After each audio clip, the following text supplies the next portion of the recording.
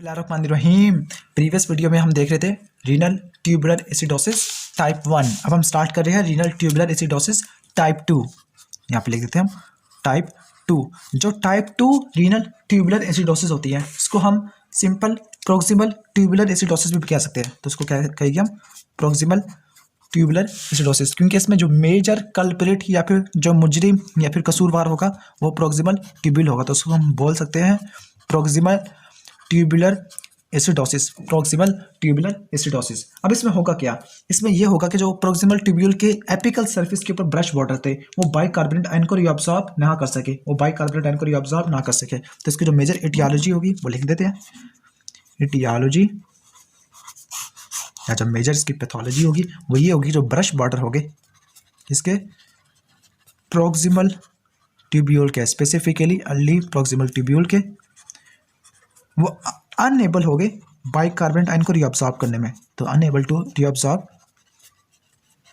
Bicarbonate ion, जिसकी वजह से बाइकार्बोनेट आयन यूरिन के अंदर लॉस होगा। जब बाइकार्बोनेट आयन यूरिन के अंदर लॉस होगा तो बाइकार्बोनेट आयन यानी बेस को आप लॉस कर रहे हैं तो फिर पीएच क्या कर जाएगी, पीएच ड्रॉप कर जाएगी। जब पीएच ड्रॉप कर जाएगी तो फिर हम इसको बोलेंगे मेटाबॉलिक एसिडोसिस। और चूंकि मेटाबॉलिक एसिडोसिस ट्यूब्यूल के अंदर हुई है और इसका जो मेजर कल्प्रिट या मुजरिम या कसूरवार प्रोक्सिमल ट्यूब्यूल है तो उसको बोलेंगे रीनल ट्यूबुलर एसिडोसिस टाइप 2। तो टाइप 2 एसिडोसिस इस तरह हो जाएगी। तो यहाँ पे लिख देते हैं हम टाइप 2 एसिडोसिस। ओके, तो इसमें मेजर कल्प्रिट या फिर मेजर कसूरवार कौन है, इसमें प्रोक्सिमल ट्यूब्यूल है। अब इसके कॉजेस क्या हो गए, इसके कॉजेस को देख लेते हैं। ओके, तो इटियोलॉजी होगी। अब के कॉजेस वही जेनेटिक म्यूटेशन होगी। वहाँ पे जेनेटिक म्यूटेशन थी हाइड्रोजन के एटीपीएस पंप, यानी हाइड्रोजन एटीपीएस पंप जो हाइड्रोजन आयन की एक्टिव ट्रांसपोर्ट करा रहा था। यहाँ पे भी जेनेटिक म्यूटेशन होगी। तो यहाँ पे जेनेटिक म्यूटेशन किस ट्रांसपोर्टर में होगी उसको देख लेते हैं। Genetic mutation in sodium bicarbonate ion transporters में होगी, सोडियम बाइकार्बोनेट आयन की ट्रांसपोर्टर्स में होगी। यहाँ पे मसला सोडियम बाइकार्बोनेट आयन के ट्रांसपोर्टर में आपको दिखा देते हैं ट्रांसपोर्टर कौन से थे। तो ये जो आपको दिखाया था बाइकार्बोनेट आयन, यहाँ पे बाइकार्बोनेट आयन की रीअब्सॉर्प्शन होती थी। ये तो डिस्टल ट्यूब्यूल है तो ये तो हो नहीं सकता।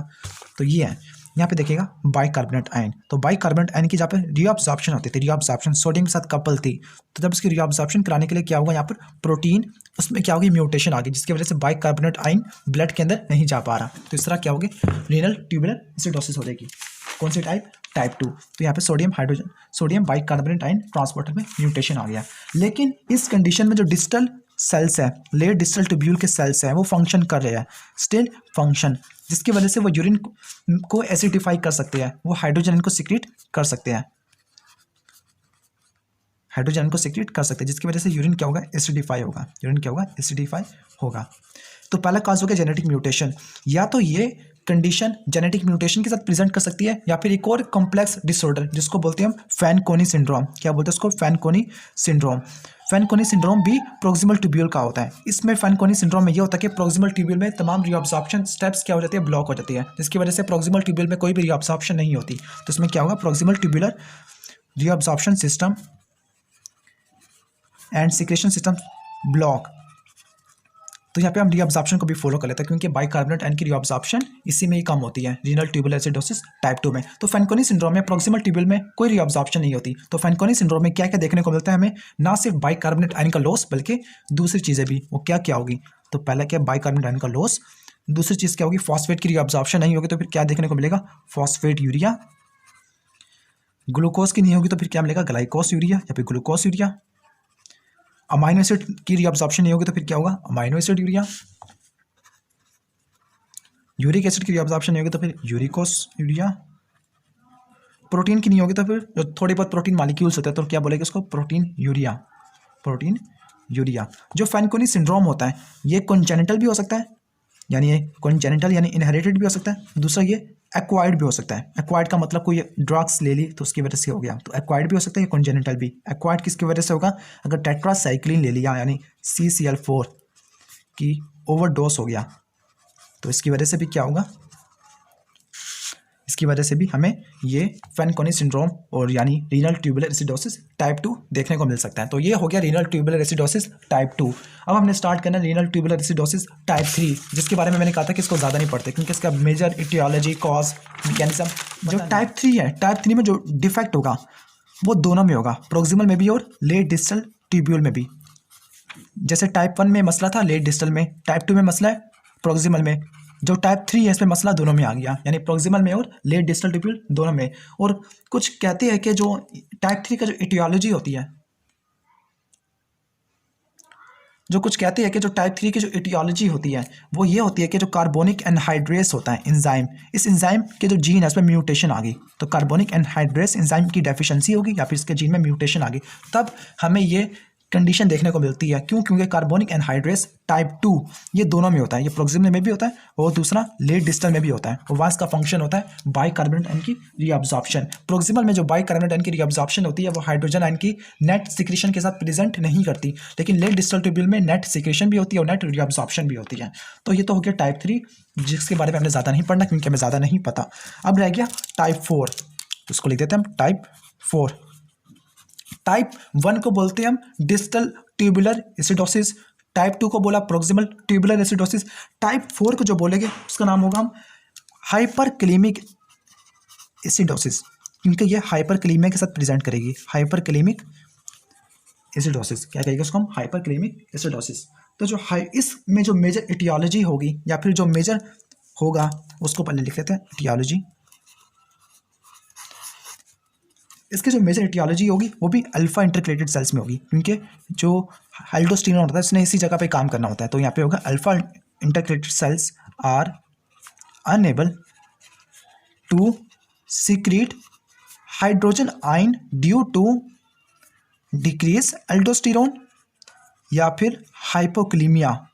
एल्डोस्टेरोन स्पेलिंग गलत लिख दिया बल्कि सही है, और हाइपरक्लीमिया। तो उसका मेजर इटियोलॉजी या फिर कॉज यही दो फैक्टर हो गए, यानी एल्डोस्टेरोन को कम कर दूं या फिर हाइपरक्लीमिया। वैसे अगर एल्डोस्टेरोन को कम कर भी दूं तब हाइपरक्लीमिया हो ही जाएगा, क्योंकि एल्डोस्टेरोन क्या करवाता होता है? प्रिंसिपल सेल से पोटेशियम की सिक्रेशन कराता होता है। तो इसके हम कॉजेस लिख लेते हैं, कॉजेस। तो पहला क्या होगा? एल्डोस्टेरोन का एक्शन क्या कम है,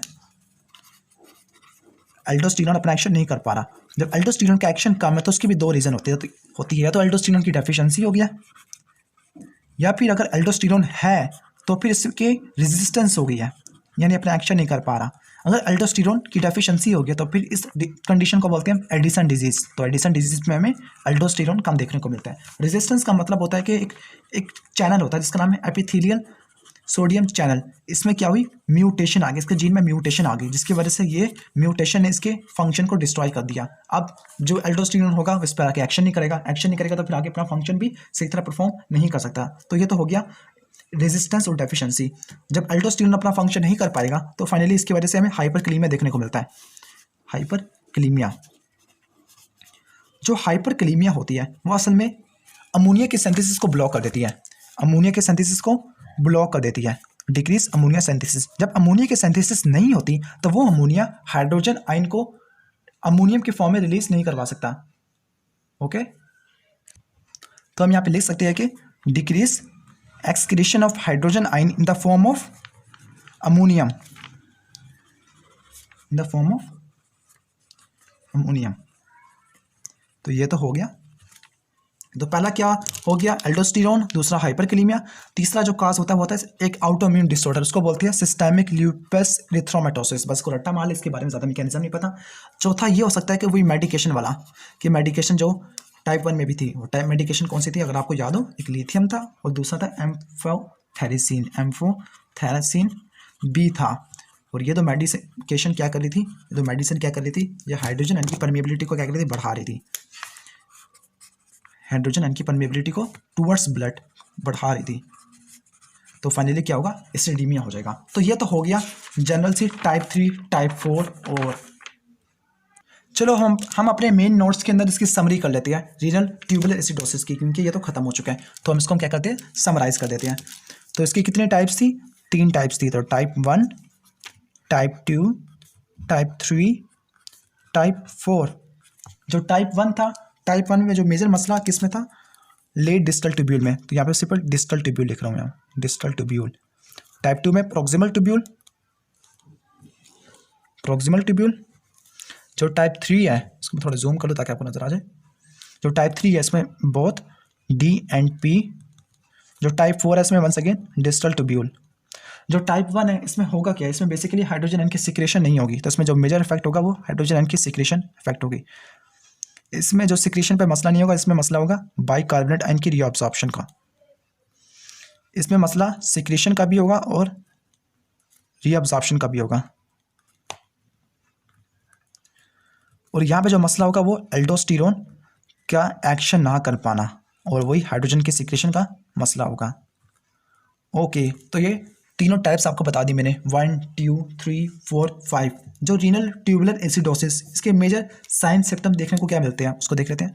symptom of renal tubular acidosis, GIT पे क्या मिलेगा हमें और सीवीएस के ऊपर, तो उसको लिख लेते हैं। तो जीआईटी पे हमें जनरल सिम्टम देखने को मिलेगा एसिडोसिस के, वो क्या क्या हो गए। एपिटाइट का कम हो जाना यानी एनोरेक्सिया हो गया, दूसरा वॉमिटिंग है, एब्डोमिनल पेन है, एब्डोमेन में क्या पेन है। दूसरी सीवीएस में क्या देखने को मिलता है, अगर हाइड्रोजन आयन की सिक्रेशन ज़्यादा है यानी हाइड्रोजन आयन ब्लड में ज़्यादा है तो वो स्मूथ मसल की रिलैक्सेशन कराएंगे, जिसकी वजह से हमें इंक्रीज वेजोडाइलेशन देखने को मिलेगा। वेजोडाइलेशन ज़्यादा होगी, जब वेजोडाइलेशन ज़्यादा होगी तो ब्लड प्रेशर ड्रॉप कर जाएगा, जब ब्लड प्रेशर ड्रॉप कर जाएगा तो हमें शॉक देखने को मिलता है। कौन सा शॉक, और ये कौन सा शॉक होगा, ये एनाफिलेक्टिक शॉक होगा। तीसरा में जो ब्रीथिंग में या रेस्पिरेटरी सिस्टम में क्या देखने को मिलता है, रेस्पिरेटरी सिस्टम में क्या देखने को मिलता है, इसमें एक स्पेशलाइज ब्रीथिंग होगी इस कंडीशन में, मेटाबॉलिक एसिडोसिस में। उसको बोलते हैं कॉस्मोल ब्रीथिंग। क्या बोलते हैं उसको, कॉस्मल ब्रीथिंग। क्योंकि जो मसला अगर किडनी में हो तो उसकी कंपनसेशन आती है रेस्पिरेटरी सिस्टम में, तो रेस्पिरेटरी सिस्टम क्या करेगा, ज़्यादा कार्बन डाइऑक्साइड को रिलीज करवा देगा, यानी यहाँ पे शैलो ब्रीथिंग होगी। यहाँ पे क्या होगी, काफ़ी शैलो ब्रीथिंग होगी, ताकि हम कार्बन डाइऑक्साइड को ज़्यादा ब्लो ऑफ कर दे पीएच को मेंटेन करने के लिए। और दूसरा यूरिन में क्या देखने को मिलता है, यूरिन में क्या होगा कि पीएच, यूरिन काफ़ी ज़्यादा क्या होगा, अल्कलाइन होगा, क्योंकि हम एक्सक्रीट नहीं कर पा रहे, तो अल्कलाइन होगा। पीएच क्या करेगी, 6 से थोड़ा सा ज़्यादा हो जाएगी, दोबारा उलट साइन लगा दिया तो पीएच 6 से ज़्यादा होगी, ग्रेटर होगी। ओके, ये भी हो गया। तो इसको डायग्नोसिस किस तरह करना है हमने, तो डायग्नोसिस के लिए भी देख लेते हैं। क्योंकि ये मेटाबॉलिक एसिडोसिस है, तो मेटाबॉलिक एसिडोसिस हमने कहा था कि ऐसी मेटाबॉलिक एसिडोसिस है जिसका अनाइन गैप क्या होता है, नॉर्मल होता है। और अनाइन गैप की रेंज कितनी होती है, नॉर्मल 8 to 12। तो हमें अनाइन गैप हमें इतना मिलना चाहिए, और हमें पीएच भी हमें थोड़ा सा ड्रॉप मिलनी चाहिए, 7.35 से हमें ड्रॉप मिलनी चाहिए। तो इस तरह हमें इसको डायग्नोस कर सकते होते हैं। जब अनाइन गैप नॉर्मल है तो हमें हाइपर क्लोरीमिया देखने को मिलता है, हाइपर क्लोरीमिया। ओके, ये भी हो गया। अब इसका ट्रीटमेंट क्या होगा, इसका ट्रीटमेंट ये होगा कि हम अंडरलाइन कॉज को ट्रीट कर ले। ट्रीटमेंट यही है कि टाइप 1 और टाइप 2 में मसला हम ये करेंगे, टाइप 1 में और टाइप 2 में क्या करेंगे, हम बाइकार्बोनेट आयन प्रोवाइड करेंगे, जिसकी वजह से बाइकार्बोनेट आयन पीएच को नॉर्मलाइज कर लेंगे। टाइप 2 में हम क्या यूज़ करेंगे, स्पेसिफिकली थायोजाइड डायूरेटिक्स, हम इसको डिटेल में देखेंगे नेक्स्ट वीडियो में। थायोजाइड डायूरेटिक्स यूज़ करेंगे। जो टाइप 4 है, टाइप 4 में मसला एल्डोस्टेरोन का काम हो जाना, तो हम किसको ट्रीट करेंगे, हाइपो एल्डोस्टेरोनिज्म को। ये पता नहीं कहाँ चला गया, यहाँ पे देख लेते हो, हाइपो एल्डोस्टेरोनिज्म। ओके, ये भी हो गया। कुछ लूप डायूरेटिक्स भी यूज़ करेंगे और फ्लोरोकॉर्टिकोस्टेरॉन भी यूज़ करेंगे। तो ख़त्म। Thanks for watching.